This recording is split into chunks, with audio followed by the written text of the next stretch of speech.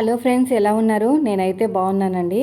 అయితే ముందు నేను వాటర్ వేసాను కదా, తగ్గిపోయిందని అక్వేరియంలో మొత్తం కూడా మసగా ఉన్నాయన్నమాట. ఫిషెస్ కూడా కనిపించట్లేదు. లైట్ వేసినా కూడా మసగ్గా కనిపిస్తున్నాయి. ఇంకా వాటర్ తీసేద్దాం అనుకున్నాను. ఇప్పుడు నా దగ్గర పంపు ఉందండి. ఆ పంపుతోటి తీసేస్తే వచ్చేస్తాయి అనమాట. పక్కన ఒక మంచినీళ్ళు పెట్టుకున్నాను. మంచినీళ్ళు అంటే బోర్ వాటర్. మంచినీళ్ళు వేయకూడదంట, బోర్ వాటర్ వేయాలి. నేను చెప్పిన టిప్స్తో కనుక మీరు అక్వేరియంలో ఇలా చేపలు పెంచితే ఖచ్చితంగా బతుకుతాయండి. సో నేను 1 మంత్ నుంచి అయితే ఒక్క చేప కూడా చనిపోలేదు. దానికి రీజన్ మెయిన్ వచ్చేసి ఫుడ్ అయితే మొత్తానికి స్టాప్ చేసేసాను. అసలు ఒక గింజ కూడా వేయట్లేదు అనమాట. సో అప్పటి నుంచి ఇప్పటి వరకు అయితే ఒక చిన్న చేప కూడా చనిపోలేదు. చిన్న చేప కూడా చాలా యాక్టివ్గా తిరిగింది. తర్వాత వాటర్లో కొంచెం సాల్ట్ వేసాను. మన వాళ్ళే చెప్పారు సాల్ట్ వేస్తే యాక్టివ్గా ఉంటాయని. సాల్ట్ కూడా వేశాను. ఈ పంప్ వచ్చేసి ఎంతంటే దగ్గర దగ్గర 90 రూపీసో 120 రూపీసో ఉందండి. ఆన్లైన్లో కూడా దొరుకుతుంది. కింద లింక్ ఇస్తాను, ఎవరికైనా అవసరమైతే కొనుక్కోండి. కింద మనం ఇలాగ చూసారా వాటర్ ఎలా వస్తున్నాయి. ఆ పంపుని ప్రెస్ చేసామనుకోండి, మొత్తం వాటర్తో సహా చెత్త కూడా, వాటర్ తోటి చెత్త కూడా మనకి మొత్తం క్లీన్ అయిపోతుంది అనమాట. సో ఇలా మూవ్ చేస్తూ ఉండాలి. ఎప్పటికప్పుడు క్లీన్ చేయాలండి, లేదంటే అవే వాటర్ తాగుతాయి, అవి మళ్ళీ చనిపోతాయి అన్నమాట. ఒక 1 మంత్కి ఒకసారి అయితే క్లీన్ చేస్తే బాగుంటుందేమో అనుకుంటున్నాను. 1 మంత్ అయితే సరిపోతుంది. ఇప్పుడు ఇందులో వాటర్ అంతా కూడా మొత్తానికి నాకు 2 బకెట్ల వాటర్ అయితే వచ్చిందండి.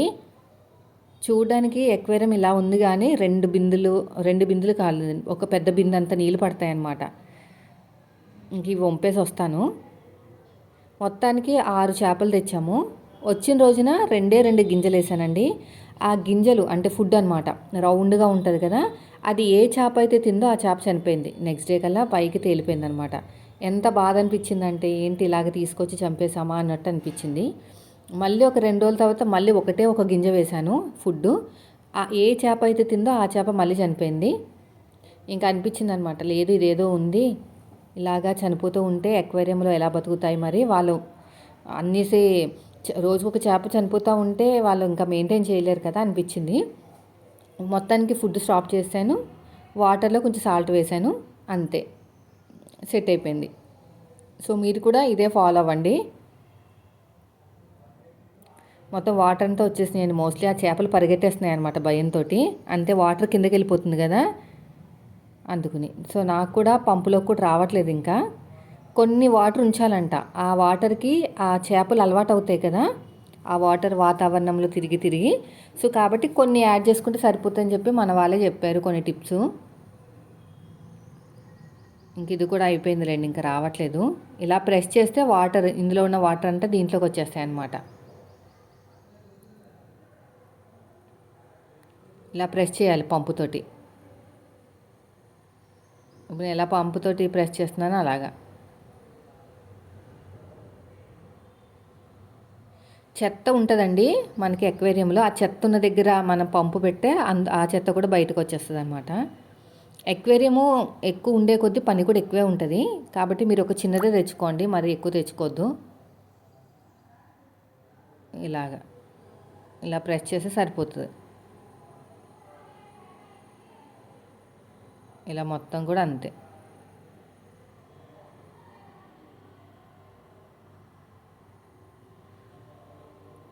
అయిపోయింది.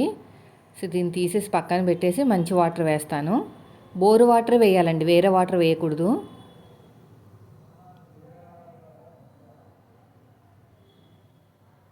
కొన్ని ఉన్నాయి అంతే, అయిపోయింది. ఇప్పుడు ఇందులోంచి బకెట్ నీళ్ళు తీసేసి దీంట్లో వేస్తాను.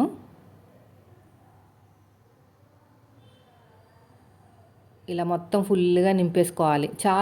అంటే ఫుల్గా అంటే మనకి ఒక బకెట్ నీళ్ళు అయితే ఈజీగా సరిపోయినాయండి. ఇప్పుడు కొంచెం క్లీన్గా ఉన్నదన్నమాట వాటర్. ఇప్పుడు ఆక్సిజన్ కంపల్సరీ ఉండాలండి. ఆక్సిజన్ అమ్ముతారు, ఉంటుంది, ఒక 200 అలా ఉంటుంది. ఫస్ట్లో పెట్టుబడి పెట్టాలి అనుకుంటే 1000 అవుతుందండి నాకు తెలిసి. ఎంత చిన్న అక్వేరియం అన్నా సరే ఆ డెకరేషన్ ఐటమ్స్ వీటి కలిపి ఒక 800 అలా అవుతుంది అనమాట. నేను సాల్ట్ వేస్తున్నాను చూడండి, కల్లుప్పు. నేను కల్లుప్పు ఎక్కువగా పిల్లలకి దిష్టి తీయడానికే వాడతానమాట. నేనైతే ఎక్కువ కర్రీస్లో అసలు వాడను. బయట నుంచి ఎక్కడికైనా వెళ్ళొస్తాం కదా, కొంచెం కల్లుప్పు, ఒక గుప్పెడు కల్లుప్పు, ఎండుమిరపకాయలతోటి దిష్టి తీసేసి పిల్లలకి వాటర్లో కలిపేసి సింక్లో కలిపేస్తాను బయట. ఇప్పుడైతే చాలా బాగా యాక్టివ్గా తిరుగుతున్నాయి చూడండి. మంచిగా కనిపిస్తుంది. ఇప్పుడు ఈ నీళ్ళన్నీ క్లీన్ చేసేసుకొని పక్కన పెట్టేస్తే అయిపోతుంది. ఈ పంపు ఉండడం వల్ల నాకైతే చాలా బాగా వర్కౌట్ అయింది. ఇదివరకు ఏం చేసేదానంటే ఒక్కొక్కటి మగ్గులోంచి తీసి పక్కన బకెట్లు వేసేదాని అనమాట. నాకు చాలా విసుగొచ్చేసేది మెయింటైన్ చేయాలంటే. కానీ ఇప్పుడు అంత విసుగేం రావట్లేదు. సో మీరు కూడా కావాలంటే కొనుక్కోండి. కింద బయట అనే దొరుకుతాయండి, బయట దొరుకుతాయి. మీకు ఏ ఫిషెస్ కావాలంటే ఆ ఫిషెస్. ఇంక ఇది అయిపోయిన తర్వాత ఇంకా పిల్లలు స్కూల్ నుంచి వచ్చే టైం అయిందనమాట. అంతలోపు నేను ఒక బ్లౌజ్ ఐరన్ చేసుకుందామని పక్కన పెట్టుకున్నాను. ఇంకా ఇంట్లో పనులు ఉంటానే ఉంటాయండి. ఇంకా పిల్లలకేమో హాలిడేస్ కదా, ఇంకా తప్పదు. వర్క్ అనేది చాలా తక్కువ అవుతుంది. ఇంకా అవన్నీ అడ్జస్ట్మెంట్ చేసుకుంటూనే చేసుకోవాలి. ఇది అయిపోయిన తర్వాత ఒక్క బ్లౌజు ఇప్పుడే కస్టమర్ కాల్ చేశారనమాట. ఇంకెప్పుడు ఇస్తావు కుమార్, ఇచ్చేసి తొందరగా అని. అంటే దగ్గర దగ్గర 1 మంత్ అయిపోయిందనమాట. ఇంటికి వచ్చిన కొత్తలో చూడడానికి వచ్చారనమాట ఇల్లు. అప్పుడు ఇచ్చిన 2 బ్లౌజులు. చాలా అంటే చాలా లేట్ అయిపోయింది. సో నాకైతే కింద టేబుల్ ఇది బాగా సెట్ అయిపోయిందండి. మీరు కొనుక్కోండి టేబుల్ కావాలనుకుంటే, ఓకేనా. మనకి హైట్కి తగ్గట్టు కరెక్ట్గా ఉందన్నమాట. నేను ఎండలు ఎక్కువ ఆరబెట్టేయటం వల్ల బాగా ముడతల కింద వచ్చేసింది లైనింగ్. ఇలాగ సాగ తీసుకుని ఏదైనా సరే, ఇదనే కాదు ఏదైనా సరే ఇలా సాగ తీసుకుని చక్కగా ఐరన్ చేసుకోవాలి ఇలాగా. అప్పుడు చాలా బాగా వస్తుంది. అస్సలు కదలట్లేదు. ఈ క్లాత్ అంట మనం కింద కాల తుడుచుకుంటానికి కూడా వాడతారంట. అసలు కదలకుండా మంచిగా ఉంటుంది. ఆరబెట్టేటప్పుడు కూడా ఇబ్బంది లేండి. మడత మంచానికి వాటికి వీటికి మంచాలకి వాడతారనమాట ఈ క్లాత్ అనేది.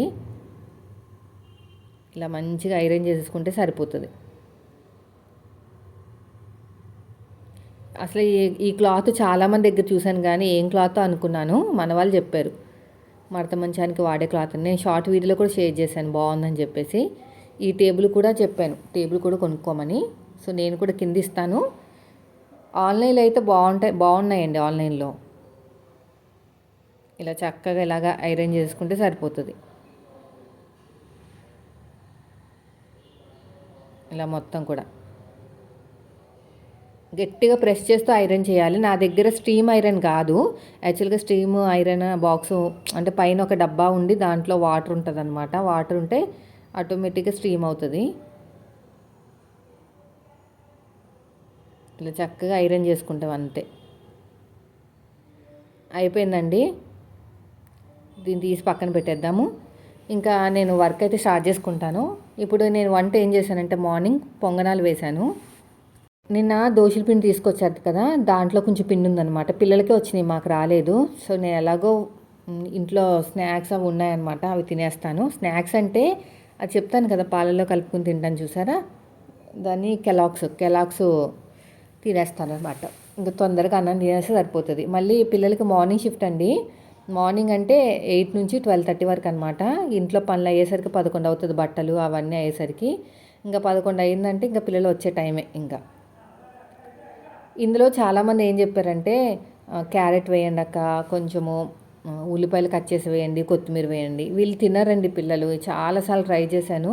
ఆ కొత్తిమీర అవి ఉన్నాయేమో పక్కన తీసేయడం, నాకు వద్దంటాం, అలా చాలా నన్ను ఇబ్బంది పెట్టారనమాట. సరే ఏదో ఒకటి తింటున్నారు కదా అని చెప్పేసి నేను కూడా ఇంకా ఆపేశాను. కొంచెం పెద్దగా అయితే ఏమన్నా కొంచెం నాలెడ్జ్ వస్తుంది కదా అవన్నీ తినాలని. సో అప్పుడు ఏమైనా తింటారేమో అనుకుంటున్నాను అనమాట. ఫస్ట్ శనగపప్పు నానబెట్టి వేసానండి. శనగపప్పు నానబెట్టి వేసిన నాకైతే ఆ శనగపప్పును తీసేసి పక్కన పెట్టేశారు. పక్కన పెట్టేసరికి నేను అది కూడా ఆపేసాను. తర్వాత ఉల్లిపాయలు వేసాను. ఆ ఉల్లిపాయలు కూడా చిన్నగా చాలా సన్నగా ముక్కల కింద కట్ చేసి, అసలు పచ్చిమిరపకాయలు వేస్తే తినరు అనుకోండి, అయితే చిన్నగా సన్నగా కట్ చేసి అప్పుడు కూడా వేసాను. అది పక్కన పెట్టేశారు. తర్వాత కొత్తిమీర లైట్గా మనకి అది ఉంటుంది కదా క్యారెట్, అదంతా గీకేసి అది కూడా వేసాను. అది పక్కన పెట్టేశారు. సో వాళ్ళని బెదిరించి తినిపించి బలవంతంగా తినిపించడం ఎందుకని చెప్పేసి నేనే ఆపేసాను అనమాట. ఇలా కొంచెం వేసుకుని మూత పెట్టేసామనుకోండి కొంచెం బాగానే ఉంటుంది. కానీ పట్టేసిందండి, మెత్తగా ఉందన్నమాట పిండి అనేది. వీళ్ళు ఎలాగా రుబ్బారో నాకు తెలియదు కానీ చాలా మెత్తగా ఉండి సరిగ్గా రాలేదన్నమాట. ఇదిగోండి ఒక్కటే వచ్చింది, అంటే ఫస్ట్ టైం వచ్చినాయి కానీ తర్వాత రాలేదు. చూసారా, పట్టేసిందనమాట. అదే కొంచెం సేపు ఉంచామనుకోండి మాడిపోతున్నాయి, కలర్ బాగా వచ్చేసి మాడిపోతున్నాయి. కొంచెం లైట్గా తీస్తున్నాను. ఇలాగా 2 వాయిలయినాయి, పిల్లలకైతే వచ్చినాయి. ఇంకా మూత పెట్టేయటమే. కర్రీ వచ్చేసి ఇంకా నేను ములక్కాయలు ఉన్నాయి ఇంట్లో, జీడిపప్పు ములక్కాయలు వేసి వండుతున్నాను. అంటే ఉత్తి ములక్కాయలు వండితే టేస్ట్ అంత ఏముంటుందని చెప్పేసి ఈరోజుకు జీడిపప్పు. మీరు అనుకోవచ్చు జీడిపప్పు చాలా ఉందక్క, నిన్న వేసావు ఈరోజు వేసావు. నిన్న పచ్చి జీడిపప్పు అండి అది, ఈరోజు వచ్చేసి కొంచెం మనం స్టోర్ చేసుకునే జీడిపప్పు అనమాట. ఇంకా ఫస్ట్ వాయి అయితే బాగానే వచ్చింది, కానీ రెండో వాయి కొంచెం పట్టేసింది అనమాట. వాటికి పిండి ప్రాబ్లం. నేను ఫ్లిప్కార్ట్లో భలే ఉన్నాయండి ఆఫర్స్, నిజం చెప్పాలంటే. ఫ్లిప్కార్ట్ కాదు, దాని పేరు స్పైసీయో స్పీడో ఏదో ఉంటుంది, చెప్తాను ఆగండి. నేను ఇన్స్టాగ్రామ్లో స్టోరీలో పెడుతున్నానండి, ఎవరికైనా కావాలంటే చూసుకొని మీరు బుక్ చేసుకోండి. నేను ఇన్స్టాగ్రామ్ స్టోరీలో పెడతాను, లింక్ ఓపెన్ చేయగానే మీకు ఆటోమేటిక్గా వచ్చేస్తుంది. అయితే నాకైతే డైలీ వేర్ స్లిప్పర్స్ ఉంటాయి కదా, అంటే ఇంట్లో వాడుకునేనా సరే, లేదంటే మామూలుగా మెత్తగా ఉంటాయి కదా, 2 జతలు అంటే 4 అంటే 2 జతలు అంటే మనకి 2 పేర్స్ అనమాట. 70 రూపాయలకి వచ్చింది, బుక్ చేశాను ఇప్పుడు. ఇంకోటి వచ్చేసి చిన్న చిన్న అట్లు వేసుకుంటానికి ఒక నాన్ స్టిక్ ప్యాన్ బుక్ చేశాను, అది 250కి వచ్చింది. మామూలుగా అయితే 350 అంట, 100 రూపాయలు తగ్గింది. మంచి ఆఫర్స్ పెడుతున్నారు. నేను అన్నీ చెక్ చేసి మీకు ఇన్స్టాగ్రామ్ స్టోరీలో పెడతాను, క్లిక్ చేసి బుక్ చేసుకోండి, బాగున్నాయి. నాకైతే చెప్పులు 2 జతలు 70 రూపాయలు అంటే చాలా తక్కువే కదా, బయట కొంటే ఒక్కొక్కటే 100 ఉండొచ్చు నాకు తెలిసి. నేనైతే బుక్ చేశానండి, చాలా తక్కువగా వచ్చిందని చెప్పేసి. మీరు కూడా వెంటనే బుక్ చేసుకోండి. ఇంకా రెండో వాయి కూడా వేస్తానండి. తర్వాత మూత పెట్టేసి ఇంక ఇది కూడా అయిపోయింది. ఇప్పుడు కర్రీ అయితే చేస్తున్నాను. కర్రీ కోసం కడాయి పెట్టేసి దీంట్లో ఆయిల్ అయితే వేసాను.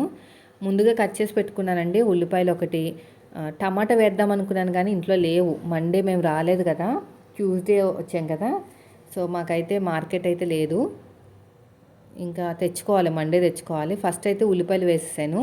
ఉల్లిపాయలు వేసేసి బాగా మగ్గపెట్టేసాను, మూత పెట్టేసి బాగా మగ్గపెట్టిన తర్వాత ములక్కాయలు కట్ చేసి పెట్టుకున్నాను. జీడిపప్పు నానబెట్టుకున్నాను మార్నింగే, కొంచెం మెత్తగా ఉంటే బాగుంటుంది కదా టేస్ట్ అనేది. కానీ పచ్చి జీడిపప్పు కన్నా అది పచ్చి జీడిపప్పు బాగుందండి, వెన్న పూసలా ఉంది, చాలా బాగుంది. నేను ఏం చేశానంటే ఒక చిన్న మిస్టేక్ చేశాను, అంటే నాకు తెలియదు కదా ఎలా వండాలి ఏంటనేది. కుక్కర్లో మనం మటన్ పెడతాం కదా, దాంతోపాటు జీడిపప్పు కూడా పెట్టేశానండి.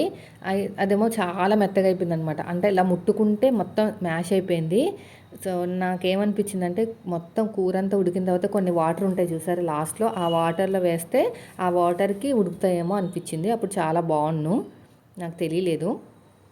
ఇప్పుడు మగ్గిపోయిన తర్వాత ఉల్లిపాయలు పసుపు వేసేసి దీంట్లో నేను నానబెట్టిన జీడిపప్పు వేసాను. ఇది పచ్చి జీడిపప్పు కాదు, మామూలుగా మనం స్టోర్ చేసుకుంటాం చూసారా, అదనమాట. తర్వాత ములక్కాయలు వేసేసి బాగా మగ్గపెట్టేశానండి.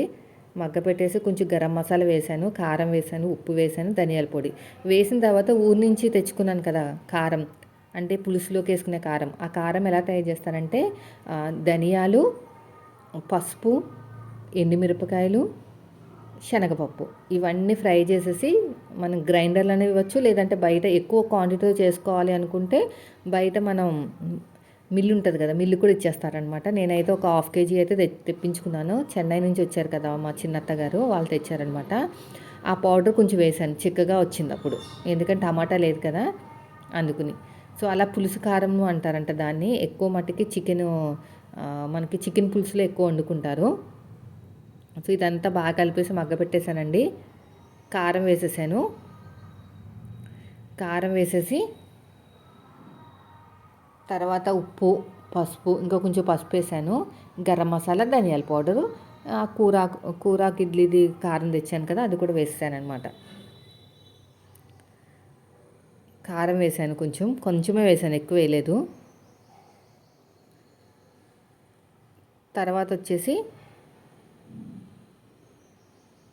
కొంచెం లైట్గా ఒక 1/2 టీ స్పూన్ గరం మసాలా వేసాను, ఫ్లేవర్ బాగుంటుందని. సరుకులు తెచ్చుకోవాలి. తర్వాత వచ్చేసి కారపొడి, అది కూడా వేసాను. వేసేసి బాగా కలిపేసానండి.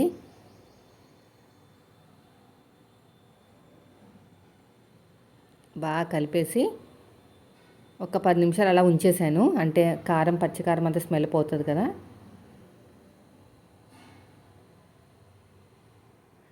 అంతే వాటర్ వేసేసి ఉడకపెట్టేసాను అనమాట. ఉడికిన తర్వాత లాస్ట్లో నేను కూరాకి ఇడ్లీ కారం అని చెప్పాను కదా, అది వేసాను అనమాట. అప్పుడు గ్రేవీ అనేది చాలా బాగుంది.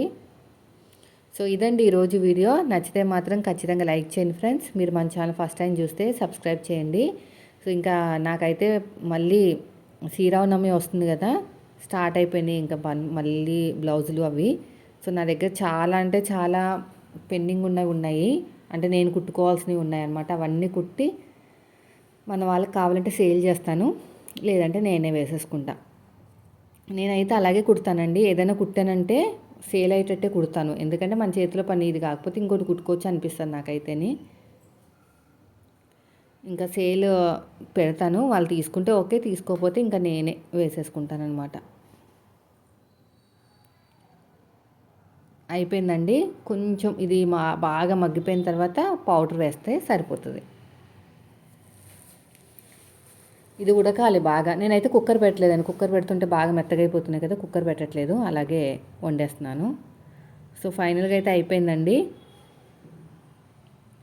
ఇంకో ఒక్క స్పూన్ అయితే వేస్తున్నాను.